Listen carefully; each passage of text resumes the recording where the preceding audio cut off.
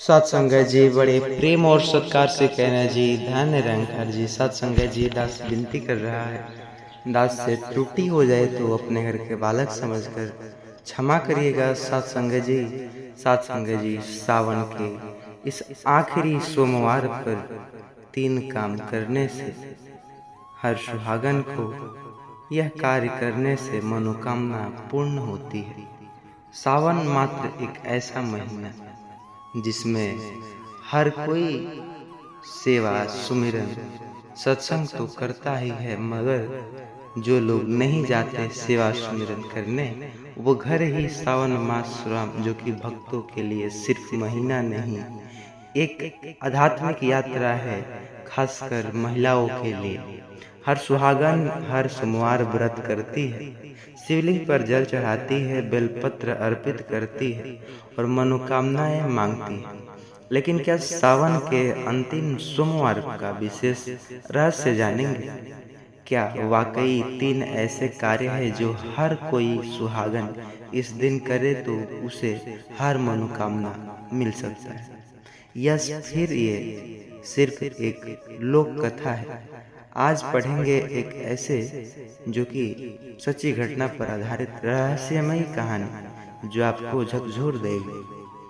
तो please video को पूरा देखिएगा, चैनल पर नए होंगे सब्सक्राइब करिएगा। आइए आपका कीमती समय नष्ट न करते हुए कहानी की ओर आगे बढ़ते हैं, जो आपको सत्य असत्य, आस्था अंधविश्वास और श्रद्धा संकेत के बीच अद्भुत यात्रा पर ले जाएगी।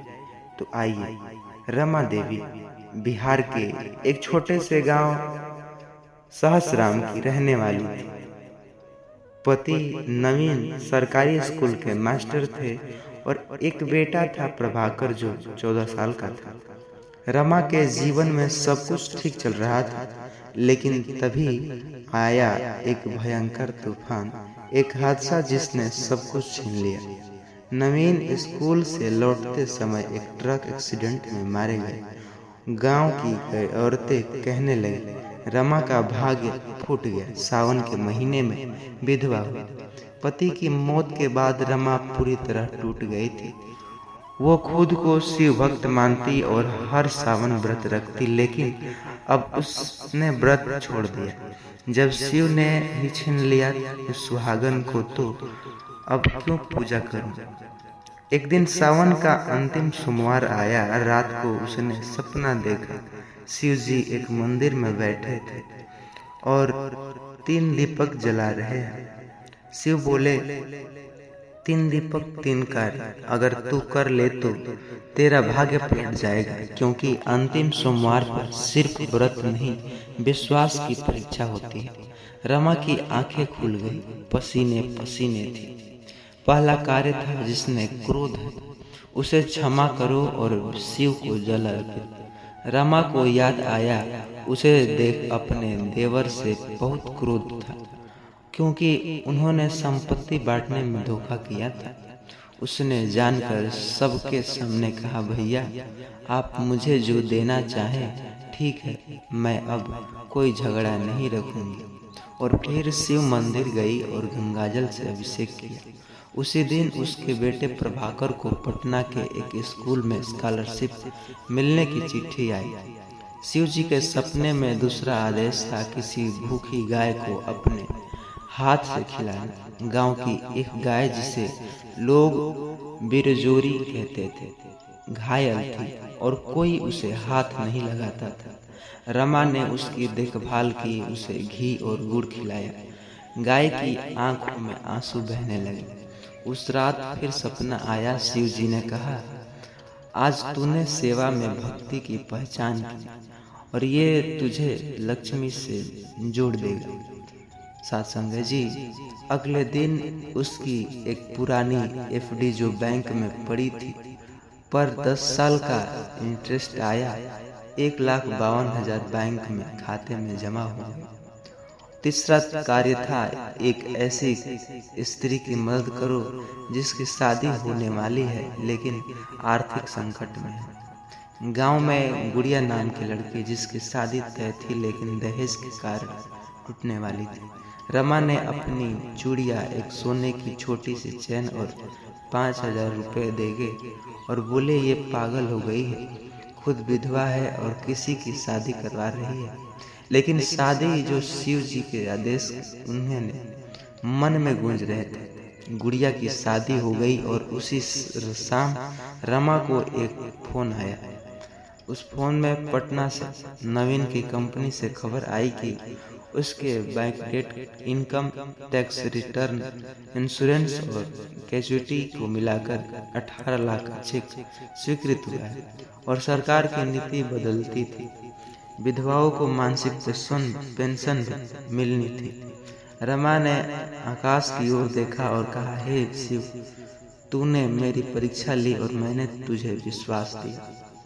अब गांव की स्त्रियां सावन की अंतिम सोमवार को रमा की बताई 3 बातें हर साल करती। पहला, गाय जो क्षमा करके जल चढ़ाना, गाय को खाना खिलाना, किसी जरूरतमंद को सुहागिन को सहायता करो। रमा अब रमा माई के नाम से जानी जाती। जिसने शिव की परीक्षा की पास की वही असली भक्ति है। वैसे तो निरंकारी बाबा कहते हैं भक्ति सिर्फ व्रत, जल और बेलपत्र नहीं, वह तो सेवा, क्षमा और विश्वास का संगम है। अगर आपकी नीयत सच्ची हो तो शिव हर सोमवार आपकी परीक्षा लेते हैं, लेकिन अंतिम सोमवार पर देते हैं इनाम। इस कहानी से निष्कर्ष यह निकलता है कि भक्ति का असली रूप होता है सेवा और क्षमा में। सावन का अंतिम सोमवार विशेष है, वह अंतिम अवसर है ऊर्जा को जागृत करने का। 3 कार्य, जल, गौ सेवा, जो की सहायता से शिव की कृपा निश्चित है। सत्संग जी, आशा करते हैं वीडियो पसंद आई होगी तो लोगों तक वीडियो को जरूर पहुंचाइएगा। चैनल पर नए होंगे सब्सक्राइब करिएगा। सत्संग जी, प्रेम और सत्कार से कहना जी, धन निरंकार जी। सत्संग जी, अक्सर आपने भी, आपके भी घर में बिल्लियाँ आती ही रहती हैं, लेकिन अनहोनी की बात यह है, अगर बिल्ली रास्ता कट जाए तो काम रुक जाता है, लेकिन अगर बिल्ली घर में रोए तो कोई अनहोनी होने वाली है, कोई कहता है। और अगर बिल्ली बार बार आपके घर आए तो यह मान लिया तो कि कुछ अशुभ होने वाला है। लेकिन क्या सिर्फ यह अंधविश्वास या वाकई बिल्ली का व्यवहार जो इंसान के लिए सही संकेत है, ऊर्जा संकेत देता है? और जब आस्था में निरंकारी विचार जुड़ जाए तो तब इन संकेतों को समझने में भी और भी ज़्यादा जरूरी हो जाता है। सत्संग जी, तमाम प्रकार के लाखों जो कि संकेत मिलते हैं, लेकिन ऐसे 4 संकेत जो आज मैं इस वीडियो में बताऊंगा, और चौथा संकेत ऐसा है जिसे गलती से भी न सुना तो आपका विनाश तय है। आज की कहानी उत्तराखंड की एक ऐसे गांव की है जहां एक विधवा माँ अपने बेटे बार बार उससे कहती और बिल्ली मिलकर एक ऐसी सच्चाई खोलते जो आपको रुला देगी। यह इतना ज़्यादा अच्छा वीडियो होने वाला है कि आपके दिमाग को झकझोर देगी और आप समझ जाएंगे। साथ ही चैनल पर नए होंगे सब्सक्राइब जरूर करिएगा। आइए वीडियो को आगे सुनते हैं कहानी को। कहानी शुरू होता है। उमा देवी 50 वर्ष की थी। उनके पति राजेंद्र प्रसाद सेना में थे और 1999 में कारगिल युद्ध में शहीद हो गए थे। तब उनका बेटा राघव सिर्फ 4 साल का था। उमा देवी ने गरीबों में अकेले राघव को पाला। शहर में नौकरी, ट्यूशन और खेत, जो भी काम मिला उन्होंने किया। राघव बहुत होशियार था। वो इंजीनियरिंग की पढ़ाई कर रहा था। माँ का सपना कि बेटा एक दिन बड़ा अफसर बन जाए। लेकिन एक रात उमा देवी रसोई में खाना बना रही थी, तभी खिड़की से काली बिल्ली दौड़ती हुई आती है, सीधी पूजा स्थान के सामने बैठ जाती है। उमा डर के मारे, गांव में मान्यता थी कि काली बिल्ली अशुभ होती है अगर वो घर में आए तो घर का सदस्य बीमार पड़ सकता है। उन्होंने झाड़ू लेकर बिल्ली को भगाया, लेकिन अगली ही सुबह राघव को तेज बुखार आया। उमा का दिल कांप गया। इलाज के बाद राघव ठीक हो गया, लेकिन 3 दिन बाद वही बिल्ली फिर से आई। इस बार वह सीधे राघव के कमरे में जाकर उसकी किताबें पर बैठ गई। अब उमा तो घबरा उठी।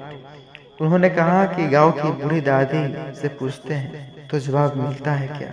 आइए सुनते हैं। बिल्ली किसी ऊर्जा की वाहक होती है तो वो आती जरूर, वह किसी आत्मा को चैन हो या घर में अशुद्धि हो।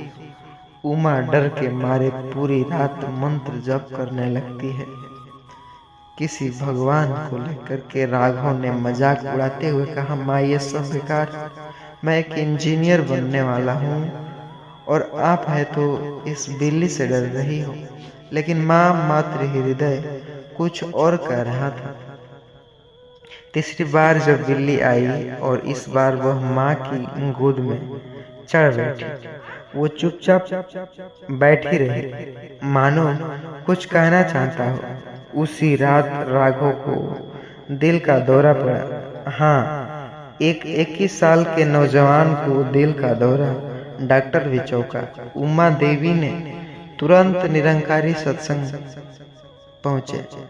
वहां जाकर प्रार्थना किया। वहां संतों ने कहा, बहन, दुनिया के संकेतों से ज्यादा हम अपने अंतर मन की आवाज सुनते हैं। कभी कभी जो हम डराता है वही हमें संचेत भी करता है। राघव आईसीयू में था। माँ दिन रात पूजा करती रही। अचानक उसी बिल्ली ने आकर माँ के पास बैठकर पूजा की आरती के सामने सिर झुकाया। अब माँ जो थी डरने के बजाय गहराई से उसे देखने लगी। उन्होंने महसूस किया कि बिल्ली राजेंद्र प्रसाद की आत्मा का संकेत थी। राघव की हालात बिगड़ती जा रही थी, लेकिन माँ ने डॉक्टर की सलाह के माध्यम से, जो कि साथ साथ सतगुरु से जुड़े रहने का सेवा और ध्यान नाम सुमिरन शुरू किया। एक रात सत्संग में माँ की आंखें बंद की और गहराई में प्रार्थना की, हे प्रभु, हे निरंकार, अगर यह बिल्ली कोई संकेत हो तो उसे अर्थ दो, मेरी आस्था टूटने मत दो। अगली सुबह चमत्कार सच में होता है। डॉक्टर ने कहा, राघव की हालात अब स्थिर है, दिल से दोबारा काम करना शुरू कर दिया। अब यह उम्मीद छोड़ चुके थे कि उसी शाम बिल्ली आखिर बार आई।